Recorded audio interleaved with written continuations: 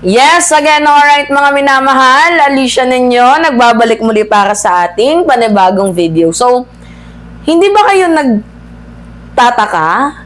Dito nga po sa ginawa ng grupo na mga allied, 'di ba, ni former President Duterte and also ni Sara Duterte na nag-file sila. Diba, dito nga po sa Korte Suprema ng petition for certiorari na in the first place, hindi naman sila yung naagrabyado. Diba kasi, ako nagtaka lang ako bakit sila yung nag-file?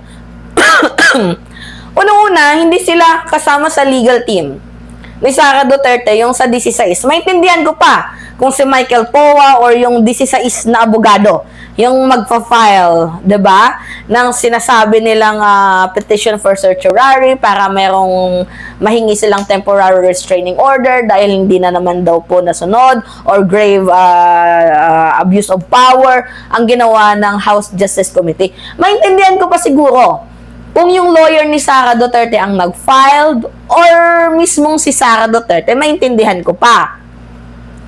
Pero yung hindi naman abogado ni Sara Duterte, kumbaga kakampi lang, katulad nito Pacquiao, katulad ni Vic Rodriguez, 'di ba? Doon ka magtataka kasi unang-una hindi naman kayo yung natamaan dito. Yung natatamaan dito si Sara dahil tinatawag siya ng accountability, tinatawag siya for transparency. Si Sara, 'di ba? Kung meron nang dapat mag-file dito, si Sara dapat 'yon. Hindi kayo, pero hindi pa kayo nagtataka na bakit sila. Gets ninyo? So, binayaran ba? Inutusan ba? Kasi kakapalan na yan ng muka Yung ginawa ni Sara Duterte, to be honest mga minamahal, kakapalan na yan ng muka. Kasi unang-una, hindi pa naman hinog itong impeachment kay Sara. Hindi pa nga natin alam kung magpo-proceed ba yan. Kasi yung House Justice Committee, tinitingnan lang po nila kung merong probable cause or wala. So sa madaling sabi, wala pang matibay na ebidensya or matibay na legal basis na ang impeachment complaint ni Sara Duterte ay magpo-proceed sa Senado. Kasi nandito pa nga lamang tayo sa, I think, pang-tatlong step.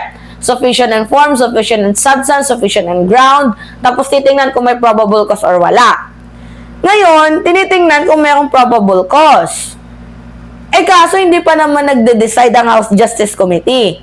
Kaya nga magkakaroon ng hearing ulit sa April 14. So bakit parang balak na nilang ipatigil ang hearing?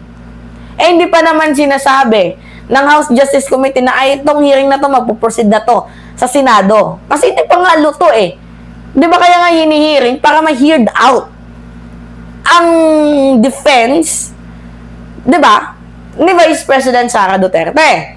Gets ninyo? Kaso wala.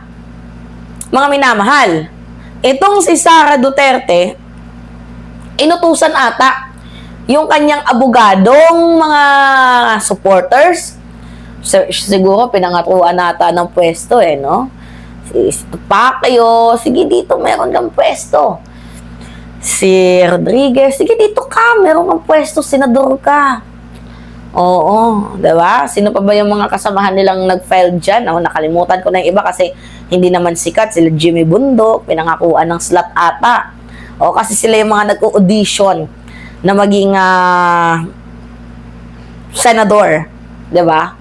Ni Vice President Sara Duterte. Pero I don't really get the point na hindi pa nga luto itong hearing ni Vice President Sara Duterte. Nakapag-decide na ang kampo ni Sara Duterte na mag-file ng petition for certiorari, 'di ba? Yung motion para nga po ipastop itong impeachment. Kasi sinasabi nila fishing expedition daw, sinasabi nila bias daw. Ngayon, ibalik natin itong sinasabi, ng mga Duterte. Kung talagang hindi ka bangag, sige nga, magpa-test ka. Ngayon, ibalik natin sa kanila. Sige nga, kung hindi ka magnanakaw, humarap pa sa House Justice Committee. Diba? Simpleng logic. Pag bumabato kayo sa presidente, okay lang. Pag kayo binabato, ayaw ninyo. Kaya nga mapapatanong kayo mga minamahal eh, nasa tamang pag-iisip pa ba itong mga DDS na to? Diba kaya nga sabi ni Trillanes sa kanyang video, kaya hindi sinusuportahan ng military itong si Sara, baliw eh. May something sa pag-iisip eh, na I judge something talaga eh. Diba? Kaya hindi niya makuha-kuha yung suporta ng ating mga militar nila Browner, ng Coast Guard. Kaya hindi niya makuha-kuha yung suporta kasi mismo si Sara parang utak kriminal eh. 'Di ba? Simpleng pagsagot lang, ayaw sumagot. 16 na abogado mo, nagdagdag ka pa ng abogado mo para mayroon kang attack dog. Abay, oo nga naman, ang galing. Mapapasabi na lang tayo na saan kaya hinuhugot ni Sara Duterte itong lakas ng kanyang loob at sa ginawa niyang hindi pagdalo sa House Justice Committee, mas pinapatunayan niya na wala siyang respeto sa mamamayang Pilipino. Kaya madaming Pilipino ang galit kay Sara Duterte ngayon. Kahit kakampi niya, sinusuka na siya. Kasi nakikita nila na itong si Sara Duterte, abay binabaliwala ang accountability at transparency. Kasi may si Sara, may nalalaman pang pa-bloodbath eh. 'Di ba? Meron pang nalalaman si Sara Duterte na, ay, haharapin namin yan, kaya namin yan. Nakahanda at prepared kami. Nakahanda daw. Naka-prepared daw. Meron bang handa at prepared? Na tingnan ninyo, mga minamahal, handa at prepared pero hindi dumadalo, natatakot? Saan ka naging handa doon? Saan ka naging prepared doon? Baka prepared tumakas. Prepared na ayaw ma-impeach. Prepared na gusto nilang i-dismiss. Baka yun yun. Yun yung ibig sabihin nila ng prepared. Di ba? Pero Sara, mahiya ka naman, no?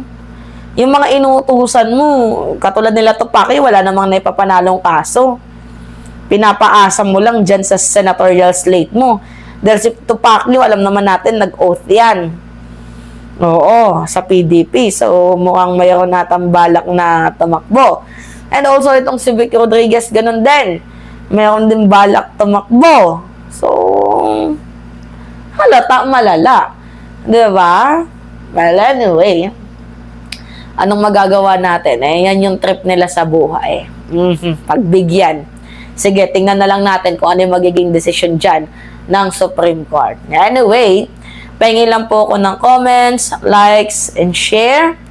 And also, mga minamahal, wag po ninyong kalilimutan na i-click yung subscribe. And always nyo pong i-hit ang notification bell para lagi po kayong na-update sa mga video na ina-upload natin. Maraming salamat at ingat, mga kababayan!